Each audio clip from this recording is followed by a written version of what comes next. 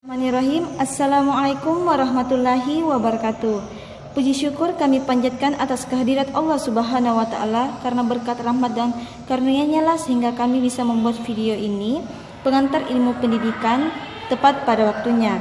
Salawat beriring salam tak lupa kami curahkan kepada baginda Muhammad sallallahu alaihi wasallam yang telah membawa manusia dari alam kegelapan menuju alam terang benderang seperti yang kita rasakan saat ini.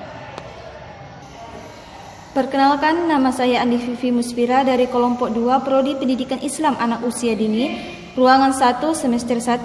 Pada kesempatan kali ini saya akan membahas materi mengenai manusia sebagai animal educandum, yaitu mencakup dua hal yang mengenai perbedaan dan persamaan antara manusia dengan hewan. Yang kedua, manusia sebagai makhluk yang dapat dididik atau manusia sebagai animal educandum. Perlu kita ketahui bahwa manusia sebagai animal educandum secara bahasa berarti bahwa manusia merupakan hewan yang dapat dididik dan harus mendapatkan pendidikan. Dari pengertian tersebutlah secara tidak langsung menunjukkan bahwa terdapat perbedaan antara manusia dengan hewan, ialah bahwa manusia dapat dididik dan mendapatkan pendidikan. Pada dasarnya, hewan berperilaku hanyalah berdasarkan atas insting atau nalurinya. Hewan tidak dapat membedakan perbuatan baik ataupun buruk, mana perbuatan bermoral maupun tidak bermoral. Hewan tidak memiliki hati nurani, tidak mampu memiliki nilai-nilai, tidak memiliki perasaan. Hewan tidak akan memiliki perasaan bagaimanapun manusia berusaha menyampaikan pada hewan tersebut. Manusia dan hewan memiliki beberapa persamaan dalam struktur fisik dan perilakunya. Secara fisik, manusia dan hewan, khususnya hewan menyusui dan bertulang belakang, memiliki perlengkapan prinsipal dan tidak terbatas perbedaan.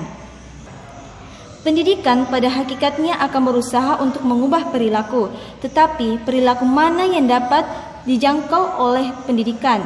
Karena hewan pun adalah makhluk yang berperilaku. Dalam hal ini, Profesor Kostam Sikun Pribadi 1984 mengungkapkan bahwa beberapa jenis perilaku dari makhluk tersebut sebagai berikut. Yang pertama, anargonis. Anargonis adalah suatu gerakan yang terjadi pada benda-benda mati, tidak bernyawa. Gerakan ini ditentukan oleh atau tergantung kepada hukum kausal atau sebab akibat. Yang kedua adalah organis atau nabati. Organ adalah gerakan yang terjadi pada tumbuh-tumbuhan. Manusia dan hewan sama-sama memiliki perilaku ini. Manusia maupun hewan bernapas, tumbuhan juga bernapas. Yang ketiga adalah hewani. Perilaku ini lebih tinggi derajatnya dari perilaku nabati. Perilaku ini bersifat inspiratif atau seperti insting lapar, insting seks, dan insting berkelahi. Yang keempat adalah manusiawi.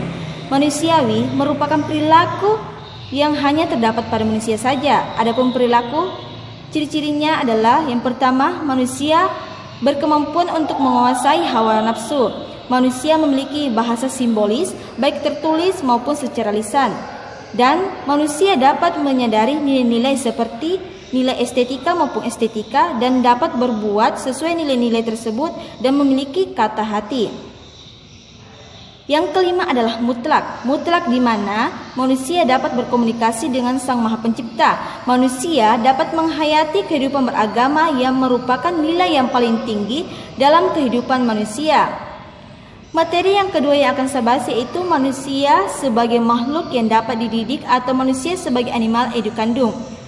Manusia belum selesai menjadi manusia, ia dibebani oleh keharusan untuk menjadi manusia. Tetapi ia tidak dengan sendirinya menjadi manusia. Untuk menjadi manusia, ia perlu dididik dan mendidik diri. Manusia mendapat menjadi manusia hanya dapat melalui pendidikan. Demikian kesimpulan Immanuel Kant dalam teori pendidikannya. Pernyataan tersebut sejalan dengan hasil studi M.J. Langford yang memberikan identitas kepada manusia dengan sebutan animal educandum atau hewan yang perlu dididik dan mendidik diri. Manusia atau anak didik hakikatnya adalah makhluk sosial. Ia hidup bersama dengan sesamanya. Ini akan terjadi hubungan pengaruh timbal balik di mana setiap individu atau menerima pengaruh dari individu yang lainnya. Oleh sebab itu, maka sosialitas mengimplikasikan bahwa manusia akan dapat dididik.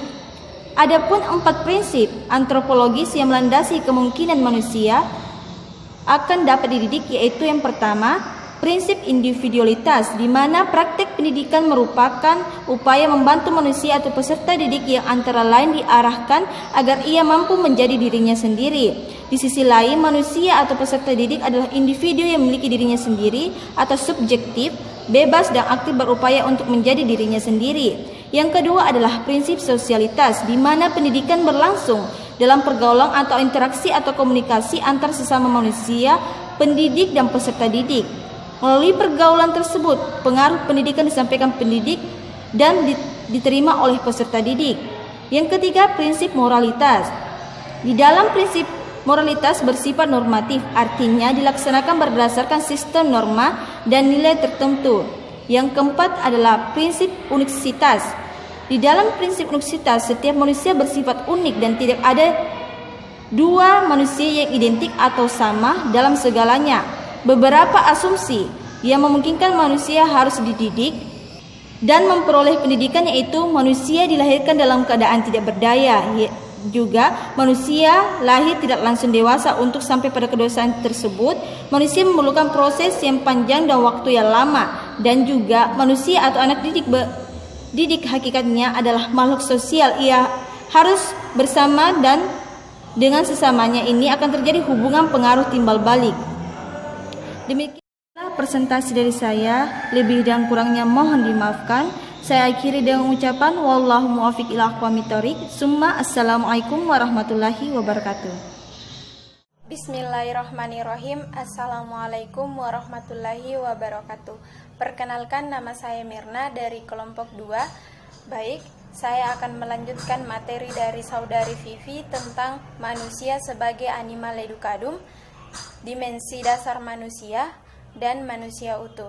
Dimensi dasar manusia adalah seorang individu manusia yang kelahirannya atau dari penciptanya dibekali dengan hakikat manusia untuk pengembangan diri dan kehidupan selanjutnya. Ia dilengkapi dengan dimensi-dimensi kemanusiaan yang melekat pada diri individu itu. Dimensi-dimensi itu ialah yang pertama, dimensi individual. Dimensi individual, manusia sebagai makhluk individu dimaksud dengan orang yang utuh atau individu atau tidak utuh, tidak lengkap, yang terdiri dari kesatuan fisik dan psikis. Yang kedua, dimensi kesosialan, di mana dimensi kesosialan merupakan dimensi yang pada dasarnya setiap individu diharapkan dapat bersosialisasi dengan lingkungannya dengan dasar-dasar yang baik dalam perkembangan selanjutnya, tidak meninggalkan bibit-bibit perpecahan antara satu dengan yang lainnya demi terciptanya masyarakat yang lebih kondusif. Dan yang ketiga, kesusilaan, dimensi kesusilaan. Susila berasal dari bahasa Sanskerta.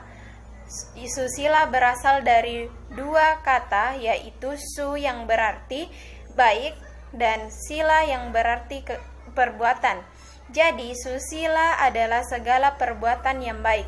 Dan yang keempat, dimensi keberagaman. Pada hakikatnya, manusia adalah makhluk religius. Mereka percaya bahwa di luar alam yang dijangkau oleh indera atau kekuatan yang menguasai alam semesta ini, beragam merupakan kebutuhan manusia karena manusia adalah makhluk yang lemah sehingga memerlukan tempat untuk bertopan.